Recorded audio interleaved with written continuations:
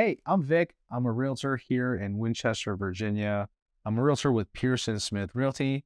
And this, I'm Rex, also with Pearson Smith, and I'm licensed in Virginia and West Virginia. and we are here, obviously talking about land. I've got my land shirt on, if you can tell. And basically, we want to go over this subject. And purchasing land can be a little intimidating, especially if you've never done it before. And Rex and I, we talk to people every day who are curious about moving to the north part of Virginia and West Virginia. And a lot of them want to get away from the cities or just figure out how to build a home, maybe a tiny home or an Airbnb on their own land. So, we're going to get through that process here in this video so that by the end, you'll know about all the things to consider when buying land in Virginia or West Virginia. So, first up, when you're getting ready to purchase a piece of property, you have to figure out what your intended use is. And that's a good place to start. So, you could ask yourself, do you plan on starting a farm, raising some livestock? Do you plan on hunting or using the piece of land as recreational land? Or do you plan on using it as a property to build your future home? Yeah, and whatever the intended use is, these are all important questions to ask yourself. That way you can factor in what needs to go into the property. Before you start searching for that perfect piece of property.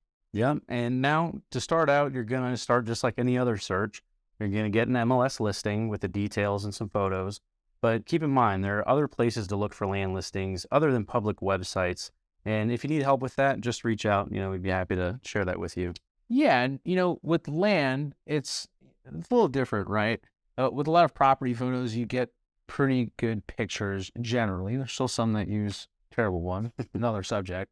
But with land, it's a lot more difficult to get a feel for the property when you're just using these online photos because, agents usually don't spend as much money on them, on the photography, and it's hard to get a feel for the land. So, the next step after identifying a piece of property online that you saw on any of these sites like Zillow or Realtor.com, the next step might be to schedule a time to go out and actually walk the property. Yeah, that's a great point. But depending on your goals, it might be better to start off with a GIS map. And that shows a couple different layers of information like natural features, landforms, zoning, roads, bodies of water, and kind of that sort of thing. And if you're curious about the link for those GIS maps, it changes depending on where you're looking. But, give us a shout and we're happy to help you out. Yeah, that's a great tip. Actually, I have someone I was talking to who works for them, but a lot of different counties, all the way from Loudoun, Frederick County, Virginia, I'm sure all over the country, have these GIS maps. I think it's Geo Information Satellite Maps, and they're really helpful because we can see all kinds of different data before making the trip to go out and see a piece of land. And here's a really important one. You do not just go out there and start walking on people's property just because it's listed for sale, right? And I can't tell you how many different stories I've heard, some nearly horror stories, because, the last thing you want to do is get into a dangerous situation, right? You have to remember that these pieces of land for sale are still private property. And especially with land, oftentimes you have to go through other people's property to get to that piece of land that's listed for sale. So, it may not be a house, but you still need to get permission from the listing agent of that land to go and walk the property. Yeah, and I actually know a piece of property right now where when I set the listing appointment, the listing agent called me and immediately warned me to have my cards ready, to make sure that I had my company shirt on because the neighbor there did not want the land sold. He wants to buy it himself but can't afford it. And apparently he'd walked up on multiple people with a rifle trying to scare them off. So, definitely just don't go gallivanting on other people's property, recklessly. Yeah, that's pretty scary. And, I don't think that's too common, but I've definitely had similar things where a neighbor didn't really want that land to get sold for some reason or another. But it's not too common, but definitely a scary experience, I bet, for those people, right? Oh, yeah. The guy walking up with a rifle. So I guess moving on, some of these properties are often heavily wooded. Just remember that just because you see maybe a GIS map with a lot of trees on it, it doesn't mean that that property is not buildable, right? There are a lot of people who buy land and go ahead and get that land cleared, right? Clearing the land, getting it set up and ready to build on, that is something that can be written into your contract. You can even negotiate a cost in a lot of an expense from the seller, subsidy, or with a builder as well. So, you can get quotes to figure out how much it would cost to do it yourself. Or, if you're not working with a builder or have other ideas for what to do with that land, it's totally doable. And I had a friend it wasn't in Virginia, it was in Colorado, but he actually went and rented all the equipment. I'm not sure exactly what you would use to do all of what he did, but, he cleared the land, he dug his own well, built out a house, and he did it all by himself and rented the equipment to do it. So again, don't rule out those properties. And if you're curious how much it costs to clear land, it really will depend on the specific piece of land, how hard it's to access, what companies operate in that area. But feel free to reach out to either of us and we can get you in touch with a contractor. Absolutely. And also, if you're going to go out and walk the property, I recommend that you make sure that you're wearing some long pants, good shoes, long sleeves, even if it's warm out, because you might encounter a lot of thorn bushes, poison ivy, ticks, snakes. There are a lot of things that you can encounter depending on what kind of land you're walking through. So, make sure you got some good shoes and some full coverage garments. Yeah, definitely learned that the hard way. Sometimes I still forget, but definitely get a good pair of clothes you don't mind getting a little dirty. Unless you're just doing a drive through kind of thing. But one last thing I like to do personally before ever visiting a property is I can actually go and see if there's things like a quick soil report, a land report. It's not always available, but sometimes it is. And this report can give us a little more information about the soil, if that's important, the slope of the property, if that's important for my client. Again, going back to that GIS. And that way, before we take the time, spend the gas money to go out and do that property, we can kind of anticipate what we're getting into and maybe rule it out or get even more interested, right? So we want to know what to prep for. Yeah, a good point. For example, I have a client right now who's currently buying a property, which will show on the screen here. And this property is 7 unrestricted acres in Baker, West Virginia.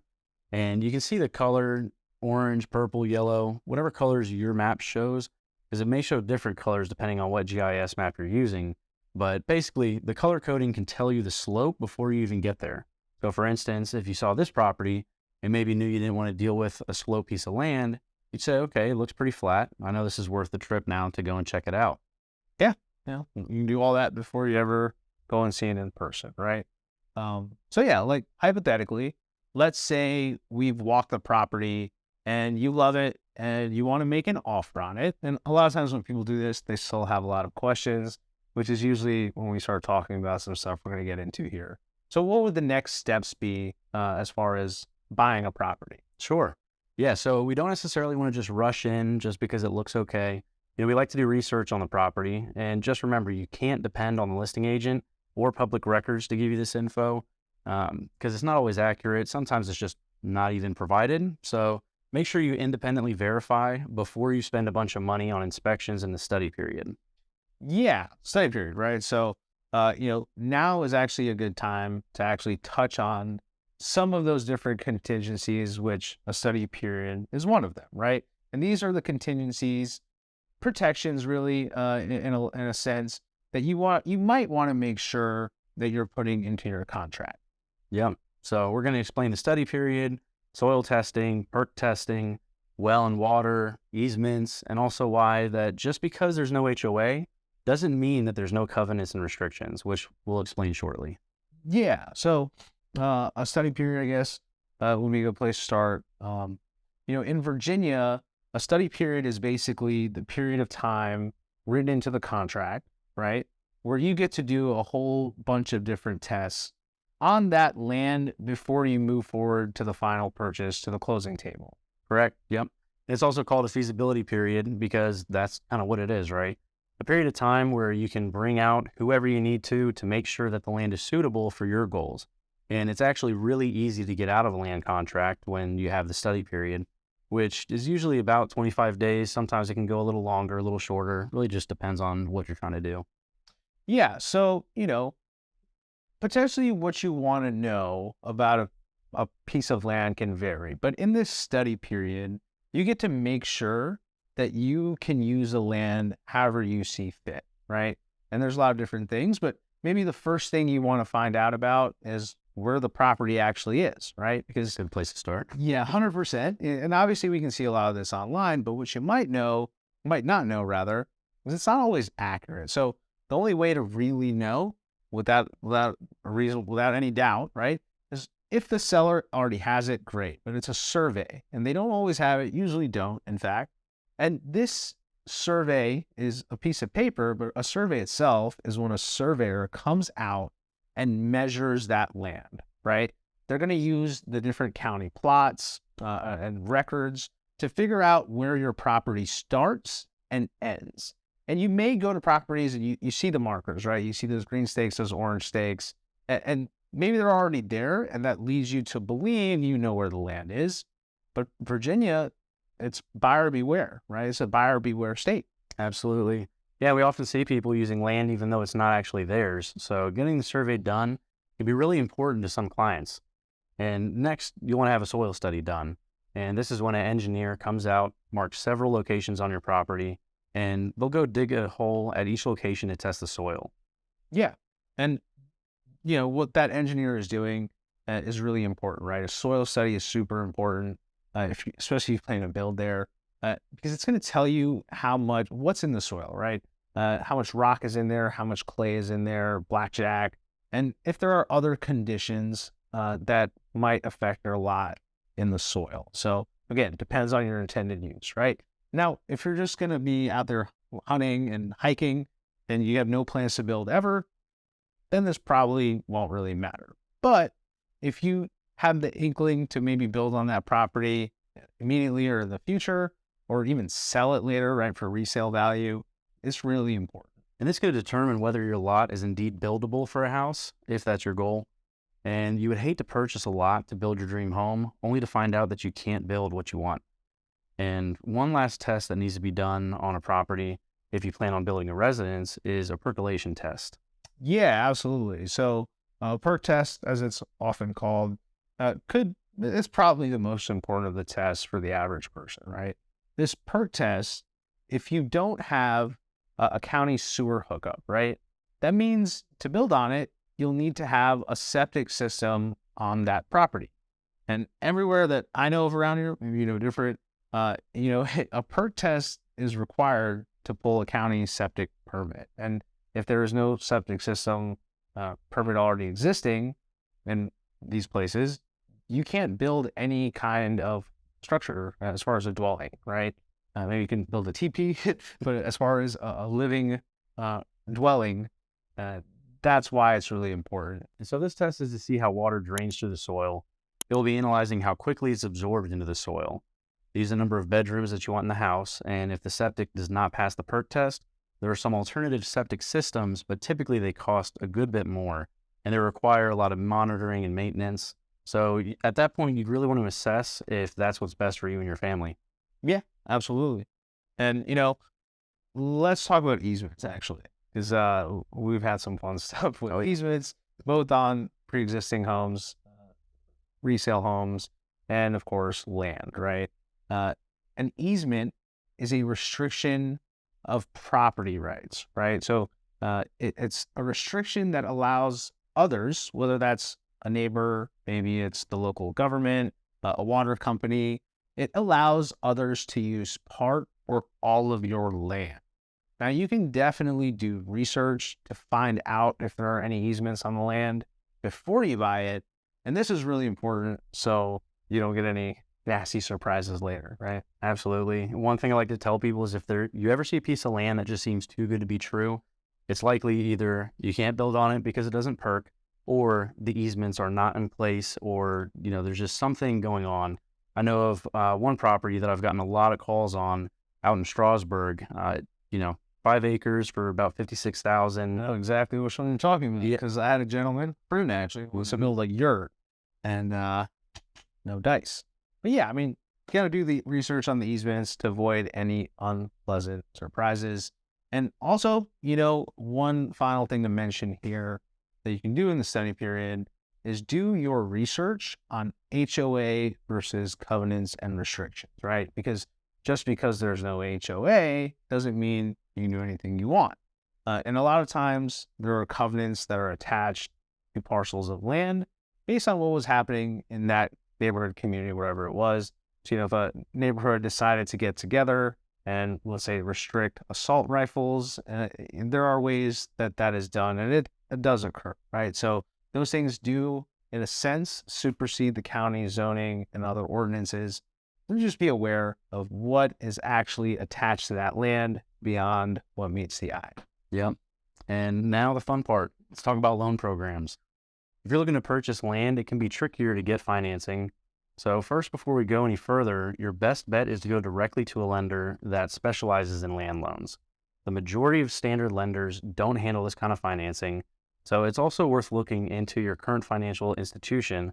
Many have special programs for buying land, which may be easier than going elsewhere. Yeah.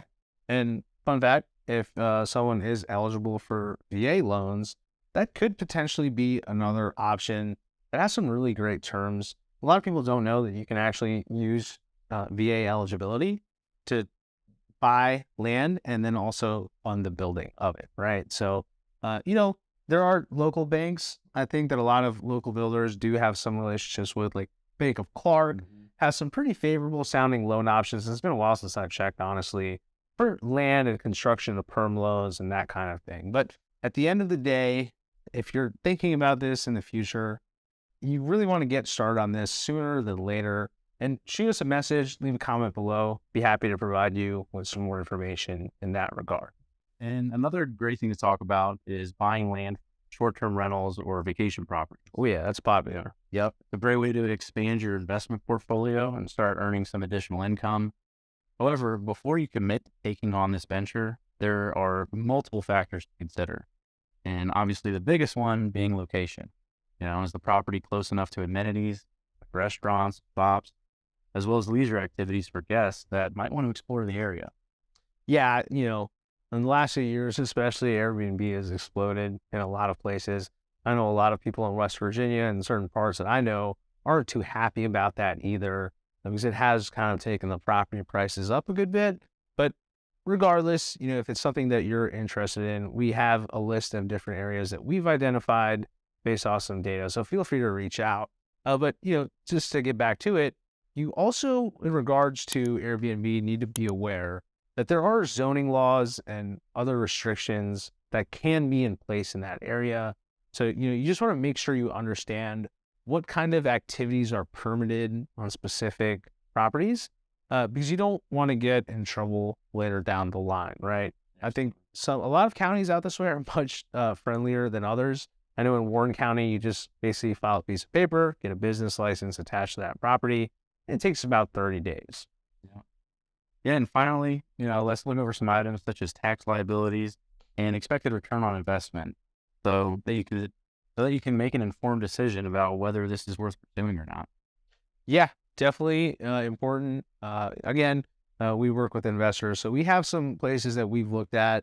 I was looking at doing 5 acres for a glamping style retreat, and I kind of know which places I would personally be doing that, hopefully in the near future.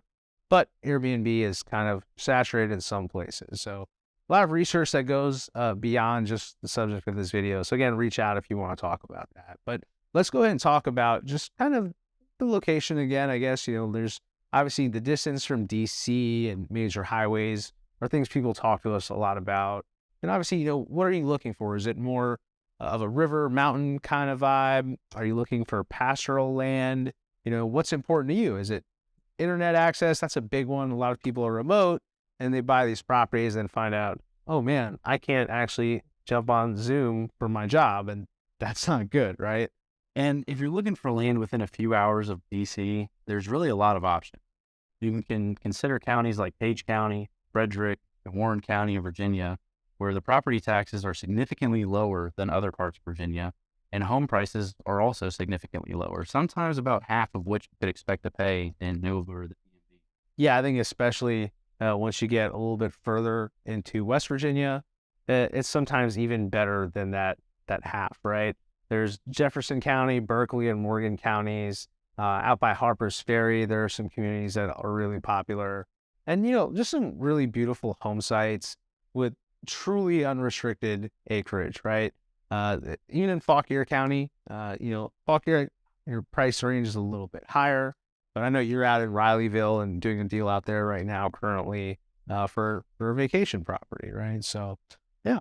Yeah. Yeah. And, everyone has different goals, but if you're looking for some options, just reach out to us. We're always happy to talk to you. We help people with their land and home building goals here in Virginia and West Virginia as well. So whatever the reason, maybe you're ready to give up the hustle and bustle of city life, or Yeah, I hear that one quite a bit. Want a little peace and serenity in the mountains. Obviously, Virginia is an absolutely beautiful place. But maybe you're just thinking of, hey, I just want an opportune weekend getaway.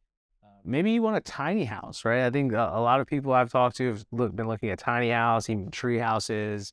I didn't even know you can Airbnb a tree house, but apparently that's a thing, right? But at the end of the day, we can't help you if we don't know what it is you're thinking about, and it's never too soon to go ahead and just reach out, shoot us a text, give us an email. We love helping people with their real estate goals in Virginia and West Virginia, and hopefully we can figure something out for you too.